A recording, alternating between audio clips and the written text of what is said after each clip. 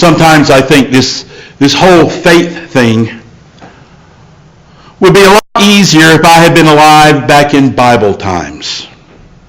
After all, if I had been alive back then, I might have been able to actually see all of the things that are written about in the Bible.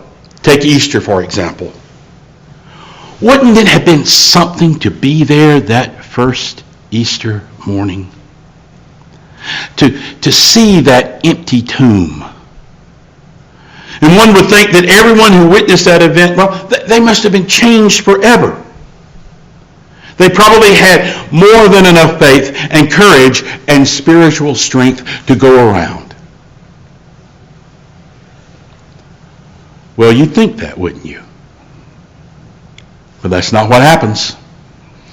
In fact, the reaction of the first disciples was exactly the opposite of that. All you have to do is look at the Gospels and you'll see it. It's right here in our text today from John. Right in the middle of the story of the first Easter. Jesus has risen. Mary has returned from the tomb. And right where we expect the disciples to be having a party, to be celebrating the resurrection, their faith runs out. Listen to the first part of John 20:19, the first verse following Mary's return from the tomb. It was evening on that day, the first day of the week. And the doors of the house where the disciples had met were locked for fear of the Jews. Now there's a couple of things we need to say about that. First of all, we need to understand when they use the term Jews here, they are referring to the religious leadership, not the Jews as a people. Certainly on this day after the terror in California yesterday, we should put anti-Semitism to rest at long last. There is no place for it within Christianity ever. But secondly, the piece that amazes me is that for those first disciples on that first Easter Sunday, their faith doesn't even make it to dinner time. Instead of moving out in faith, empowered by the resurrection of the Lord, they were scared. They were afraid. They were huddled together behind closed doors, behind doors that were locked, so the scriptures tell us, because they feared the authorities. Because, in short, they were afraid that what happened to Jesus might happen to them. Now think about this for a moment. These were people who knew Jesus personally. They knew that Jesus had risen. The women had told them about the empty tomb and about encountering Jesus in the garden. But it's not only that. Over the previous years, they had witnessed all of those miracles while Peter himself had walked on the water, at least for a moment or two. And some of the disciples had brought healing to the sick. Some of them had commanded demons to come forth from the possessed. And many more had eaten the bread that seemed to never end, the bread and the fish brought to Jesus by a little boy to help feed the crowd of thousands. They had seen so much.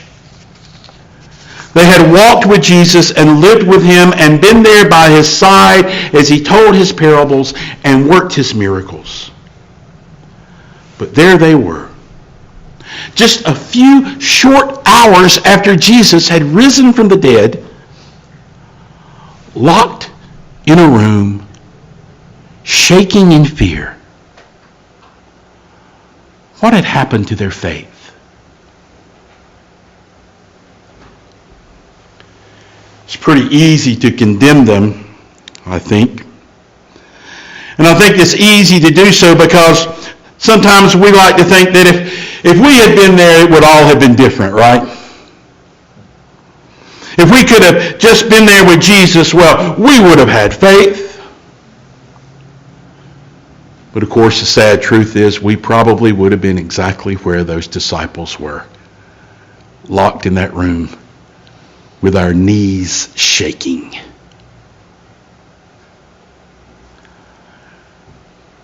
We're really a lot like them, you know. We often share their feelings of hopelessness and their lack of faith. We too are often shattered by the strain of battle, the strain of living, the strain of trying to make sense out of things, the strain of trying to do what is right, but just not being sure how to do it, where to do it, or when to do it. Like those first disciples, we too are often fearful. And in our fear, we retreat. We pull back. We hide ourselves away spiritually behind locked doors so that what little energy, what few resources, what slender hope, what feeble faith we do have left, well, we just want to hold on to that, don't we? Yes, when all is said and done, we are very much like those first disciples. Well, except for one thing. Somewhere along the way, that small band of fearful people found their faith in the risen Lord. Somewhere along the way, they opened up those locked doors and managed to step out in faith. They were still there a week later, you know, when Thomas was there. Did you pick that up in the text today? But somewhere in there, they stepped out. Somewhere in there, they unlocked those doors. Somewhere in there, the statement, "He is risen," stopped being just words to be repeated every year on Easter and became instead the ground and foundation of their faith.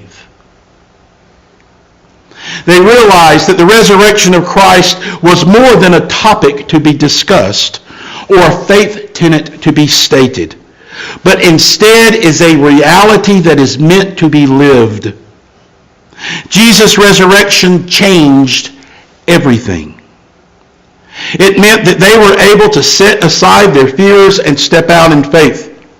The resurrection meant that they could go from hiding in a locked room to boldly preaching the good news of Christ's resurrection.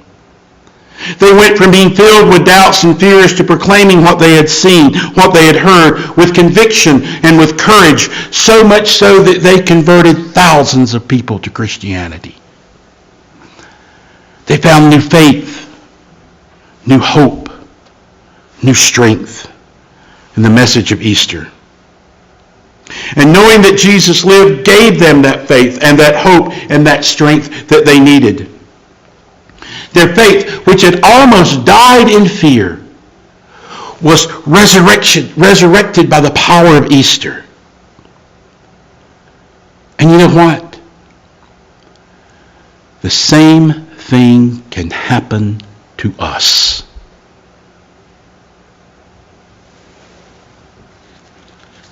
Our second text today is filled with this resurrected faith.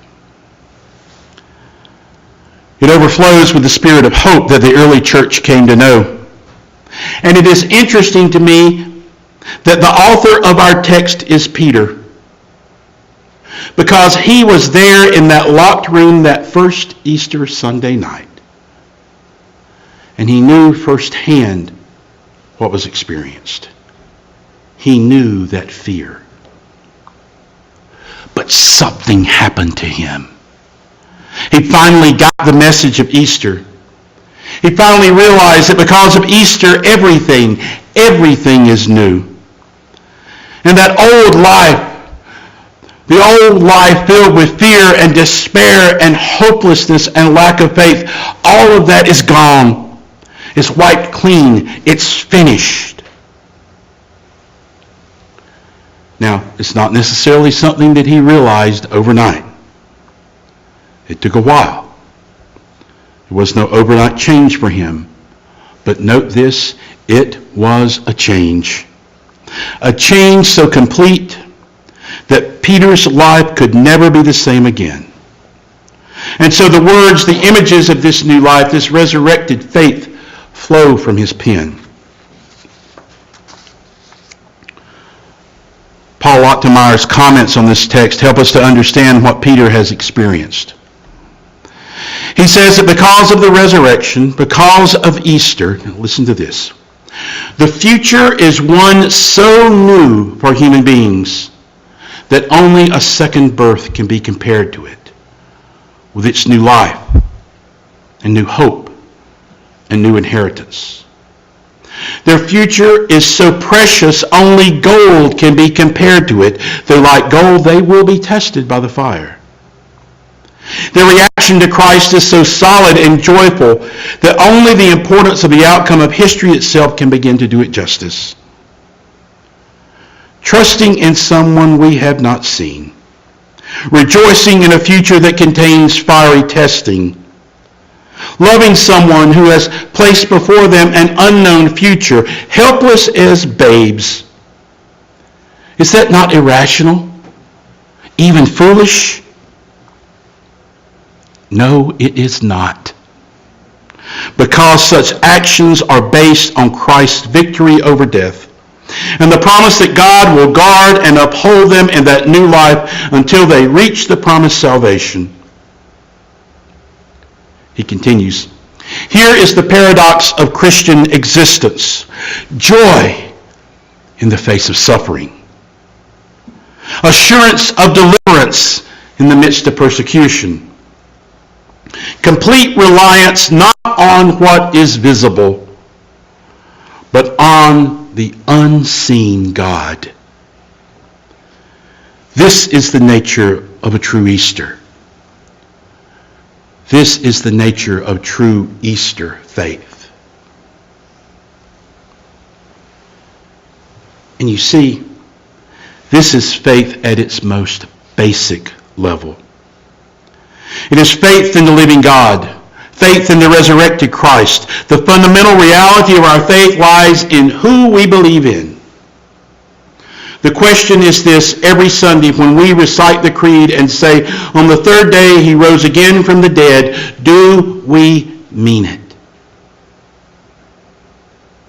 On Easter when we say, he is risen, are we serious? Is it this Jesus?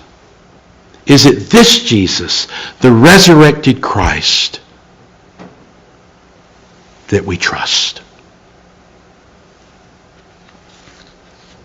There was a power here that transformed the first disciples from fearful people into men and women who were unafraid to speak to crowds of thousands, unafraid to testify before the very authorities who had crucified their Lord.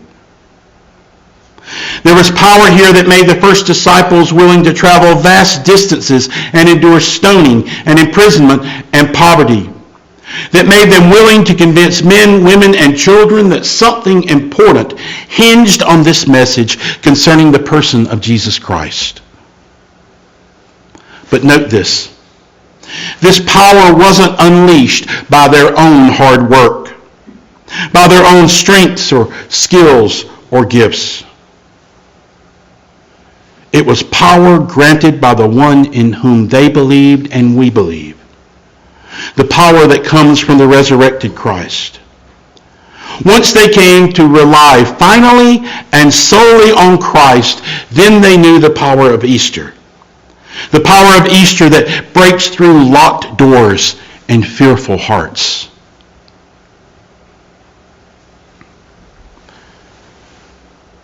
My friends, when you break it down, there are basically two ways to live our lives.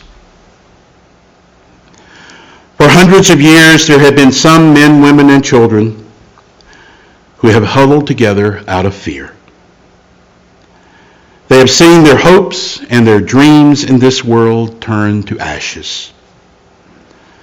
They have believed in God and in bitterness and grief gazed upon what seems to be God's death. They have locked the doors to their hearts, afraid of experiencing any more pain, any more disappointment. They have all but given up hope. But for hundreds of years, there have been other men, women, and children in this situation who have experienced what the first disciples experienced. As they have assembled to worship, as they have sought the face of God, as they have tried to understand what it is that God has about, they have experienced the risen Christ. They have lived the Easter faith.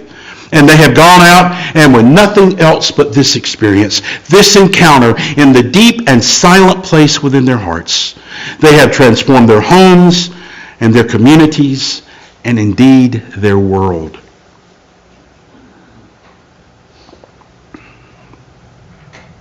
All of us, if we have an ounce of conscience, long for something more than what we now see around us within the church and within the world. The renewals that have happened, and which most surely will happen again, don't happen because of us and our inner strength and purpose. They happen because of God and God's love.